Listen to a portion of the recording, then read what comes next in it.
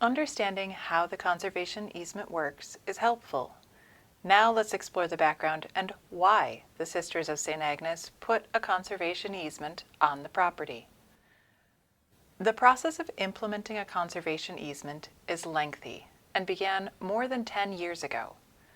The original inspiration came in 2015 upon the distribution of Pope Francis's encyclical Laudato Si', which reminded everyone that caring for creation is an urgent responsibility. In response, the Sisters of St. Agnes intensified their commitment to sustainability by adopting a corporate stance to care for Earth in 2016. During the 2017 chapter, the Congregation of Sisters of St. Agnes voted to study options for the future of CSA land and resources, and then act to preserve the lands and buildings. Over the next 4 years, with significant input from the congregation through the work of the Guiding Thread Committee, congregational leadership determined that a conservation easement was the best way to carry out the chapter vote. They reviewed options for who would hold the conservation easement for the property, eventually choosing Glacial Lakes Conservancy. Together with the legal experts at GLC, the conservation easement was crafted with care to ensure the property would continue to serve the congregation's needs while also protecting its conservation values.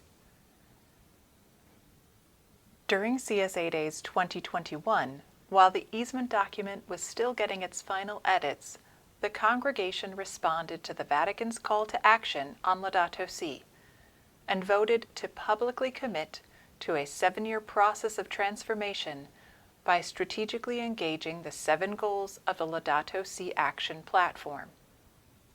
This was not a new commitment, but rather a deepening of CSA's commitment to developing and acting out an ecological consciousness, both individually and corporately, as stated in the 2016 corporate stance to care for Earth and the 2017 chapter vote to protect the CSA land for future generations.